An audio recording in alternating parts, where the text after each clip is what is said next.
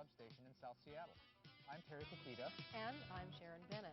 During this issue of NTV, we'll hear the latest on the City Light moves, what's happening with the strategic corporate plan, and find out what some employees did to earn life-saving awards. While plans are in the works for moving office space, people are moving too. Gary Zarker will soon move into the 9th floor as acting superintendent.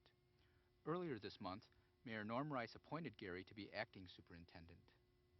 After City Council confirmation, Gary will become City Light's 11th superintendent.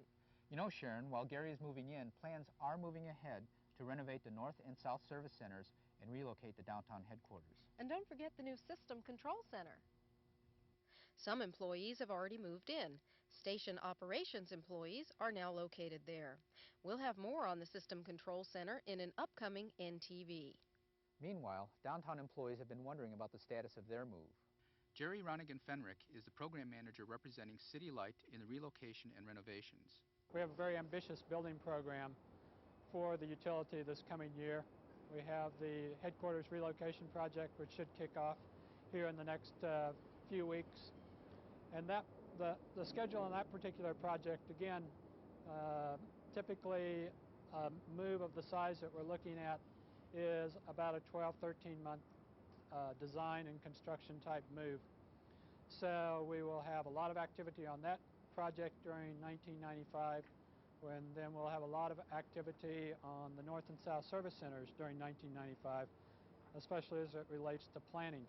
Further away, it's that the scope of work on the North and South Service Center projects, because it involves a lot of new construction, is just a lot more difficult. It's a lot more complex from a design standpoint. So the designing phase of the North and South Service Center projects is about a 9-10 month process, whereas the headquarters relocation project, the design phase of that is about a 6-month process. Recently, Jane Nishida and Jerry hosted brown bag lunch meetings in the 6th floor cafeteria. Employees had the chance to get the latest information and ask questions about planning for the move out of the 3rd Avenue building. Well, it looks like actual moving won't begin until 1995. Jerry encourages employees to share their ideas with their representatives. A move of another kind recently took place up at the Skagit. Moving the 300-ton rotor into place at Diablo required heavy lifting and coordination from a large crew. Assembling everyone together for this type of work is called a cow, but it's not the kind with 4 legs that says moo. At the Skagit, the letters COW, cow, stand for Composite Overhaul Workforce. The last few months have been filled with action for the overhaul of Diablo Generator 31 and other work at Diablo. Crews were assembled from various parts of the utility to work on this cow.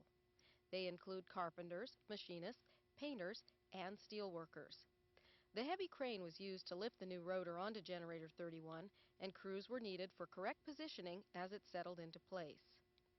In addition to the turbine overhaul, the Diablo switchyard has been rebuilt, replacing nearly 1,000 parts in one half of the switchyard. All the bus work is new, with aluminum replacing the old iron pipe. The 10-person electrician constructor crew from North and South Electric Service and the electric shop have been on duty at the Skagit for the duration of the project. It started June 1st and should wrap up soon. The high level of activity has meant a lot of crew coordination.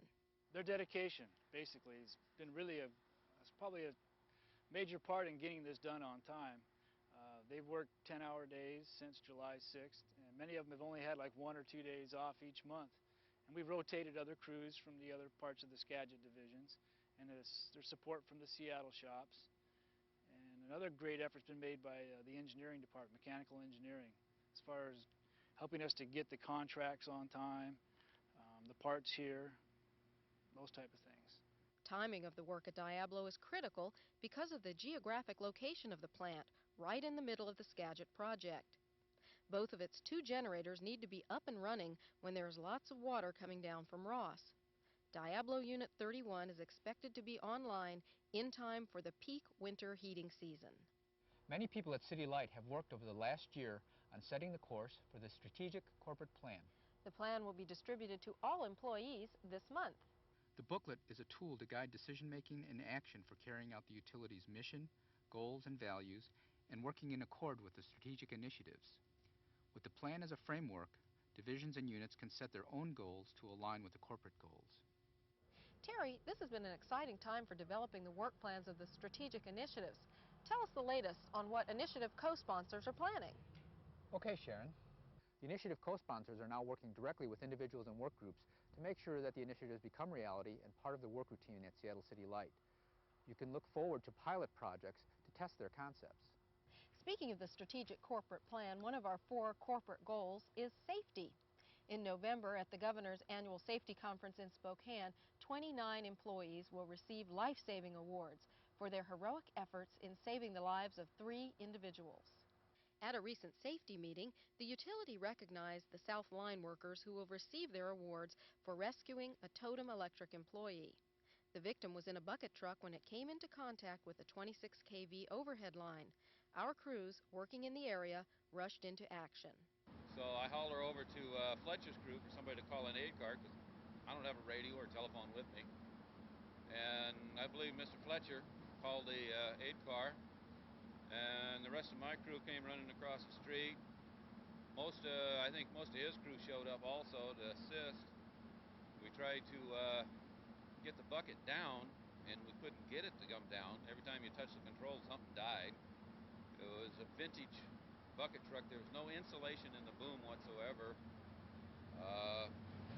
I couldn't see any burn marks. Everybody was clear of everything.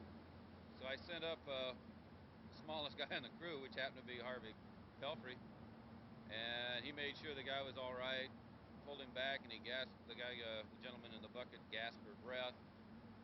About that same time, one of the contractors showed up on the job site, and he knew how to run this antiquated piece of equipment, and he got it down to the ground, and we removed the gentleman from the bucket.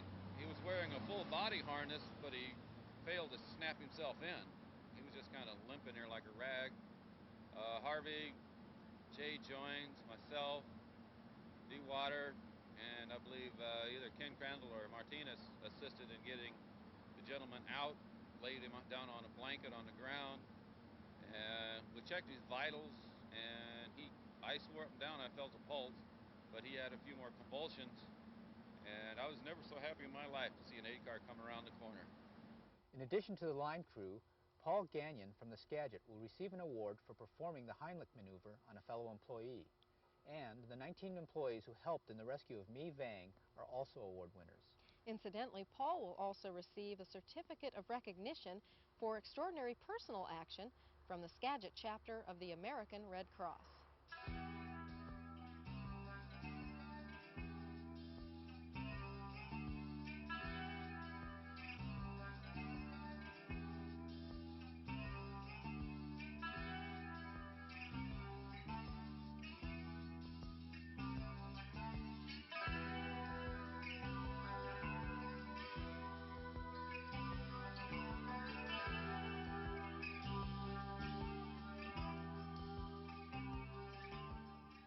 Sharon, if you've ever been surprised by a performance evaluation, you've probably already heard the good news. Right, Terry. Beginning this month, a new and improved performance review program replaces the old one.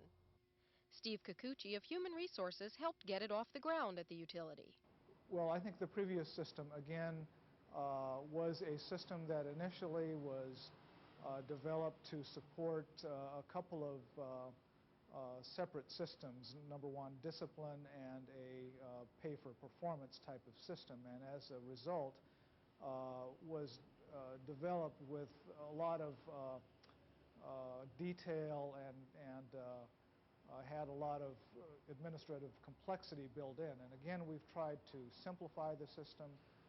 Before there were 5 rating points, it's down to 3 now.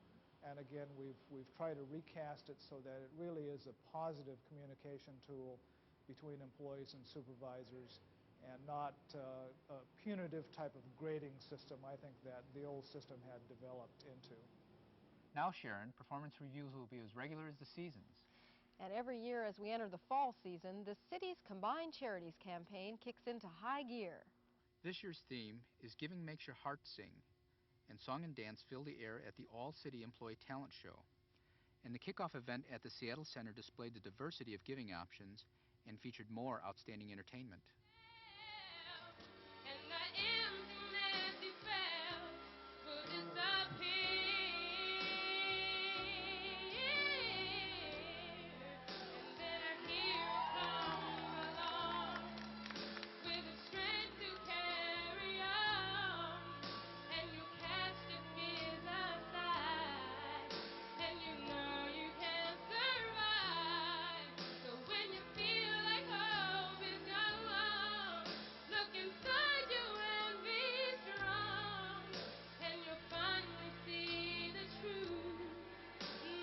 Before we go, we want to thank everyone who took the time to respond to our NTV viewer survey. We'll let you know the results just as soon as they're tabulated. We close this edition of NTV with news of yet another move. Skagit Generation Director Bill Newby is moving on to new adventures. After 41 years with the utility, Bill retired this month. Fellow employees recently gathered to wish him well. Bill plans to remodel his home in Marble Mount and spend more time with his family. Best wishes to Bill. Well, that's it for now. From the Creston Nelson Substation, I'm Sharon Bennett. And I'm Terry Kakida for Network on Television. See you next time. Bye.